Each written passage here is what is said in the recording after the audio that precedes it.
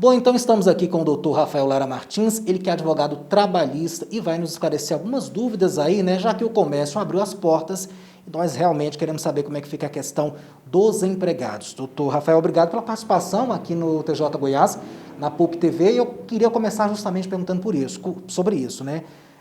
O comércio aberto, nós estamos no meio de uma pandemia, se um funcionário foi infelizmente contaminado pelo coronavírus e contrair a Covid-19, o que fazer? Quais são os procedimentos aí? Olha, a primeira medida é você afastar esse funcionário imediatamente do local de trabalho.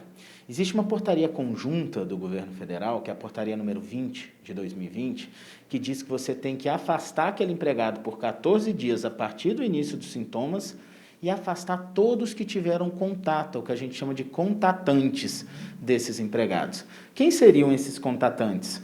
E aí a portaria regulamenta. Pessoas que tiveram por mais de 15 minutos a menos de 1 metro de distância dele, sem máscara, pessoas que estavam no mesmo transporte, um do lado do outro. Então, a portaria define quem são esses contatantes e eles também têm que ser afastados por 14 dias ou até fazer o resultado do exame dando negativo. Agora, dentro dessa questão do direito trabalhista, por exemplo, permanece o mesmo como se fosse uma outra doença? Ele tem que buscar esses direitos, vai ficar em casa, vai receber seus vencimentos? Como é que isso funciona? Olha, como a recomendação é afastar por 14 dias, durante esses 14 dias é a regra geral. Os 15 primeiros dias de qualquer doença, o empregador tem que pagar os direitos daquele empregado. Então, ele não pode ficar sem receber salários. Caso haja um agravamento, ele venha a ser internado e passe dos 15 dias, aí o INSS vai ter que responder por isso. Com a redução da jornada de trabalho, como é que fica, por exemplo, a questão salarial? Olha, a gente tem uma possibilidade de redução da jornada de salário, da jornada e do salário, em 20%, 25%, 50% e 70%. Nesses casos, o empregador paga o percentual da jornada que não foi reduzido e o governo, sobre o percentual da jornada reduzida, ele paga o equivalente do que seria um seguro-desemprego para o empregado.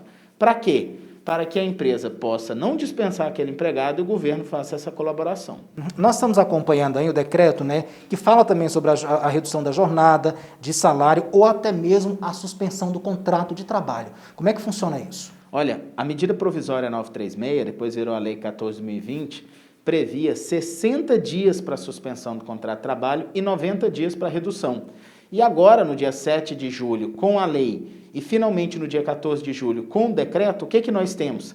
A possibilidade de chegar em 120 dias, tanto a suspensão quanto a redução, ou os dois somados não passar de 120 dias. Isso é um fôlego interessante para as empresas que precisam continuar afastando seus empregados para preservar os seus empregos, mas ainda insuficiente para aquelas atividades que não podem voltar. Tá certo, então. A gente agradece mais uma vez a presença do senhor no TJ Goiás, na PUC TV. Muito obrigado. Sempre uma satisfação colaborar. Tá certo, então tá aí, pessoal, os esclarecimentos do advogado trabalhista, o doutor Rafael Lara Martins.